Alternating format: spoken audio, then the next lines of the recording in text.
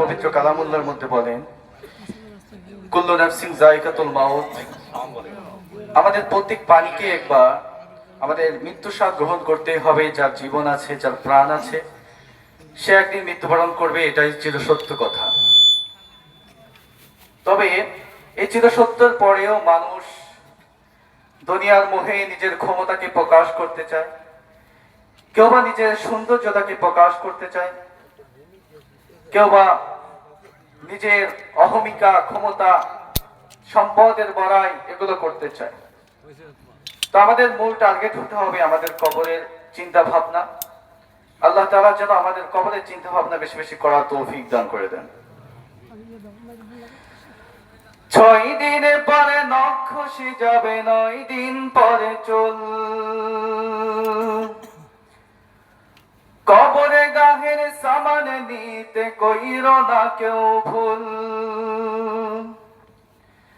6 দিন পরে নখ খসে যাবে, 9 দিন পরে চুল। কবরে গাহের সামান নিতে কইরো না কেউ ভুল। কবর জায়গা ভালো নয়, কবর জায়গা ভালো নয়, কবর জায়গা ভালো নয়। আমল দিয়ে কবর গৃহ সাজিয়ে নিতে হয়, আমল দিয়ে কবর গৃহ সাজিয়ে নিতে হয়। 17 দিনে পেটে পেটে শেষে পোকার খাদ্য হবে।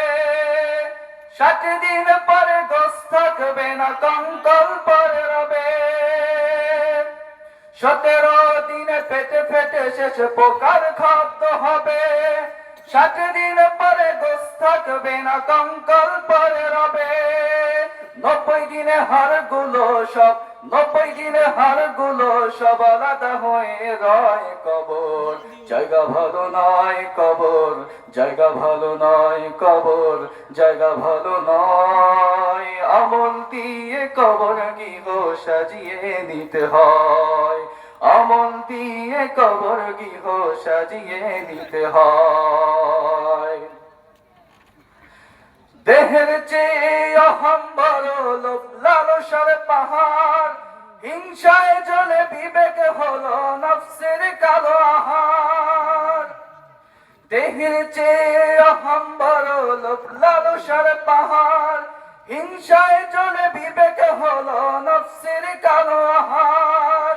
হামান কারণ সবারই, হামান কারণ সবারই পরিণতি পরিচয়। কবর জায়গা ভালো নয়, কবর জায়গা ভালো নয়, কবর জায়গা ভালো নয়। আমল দিয়ে কবর গৃহ সাজিয়ে নিতে হয়, আমল দিয়ে কবর গৃহ সাজিয়ে নিতে হয়। 6 দিনে পরে নখ খসে যাবে, 9 দিন পরে চুল। কবরে গাহের সামান দিতে কহিরো না কেউ ভুল। কবর জায়গা ভালো নয়, কবর জায়গা ভালো নয়, কবর জায়গা ভালো নয়। আমল দিয়ে কবর গৃহ সাজিয়ে নিতে হয়, আমল দিয়ে কবর গৃহ সাজিয়ে নিতে হয়, আমল দিয়ে কবর গৃহ সাজিয়ে নিতে হয়। আসসালামু আলাইকুম ওয়া রাহমাতুল্লাহি ওয়া বারাকাতুহু।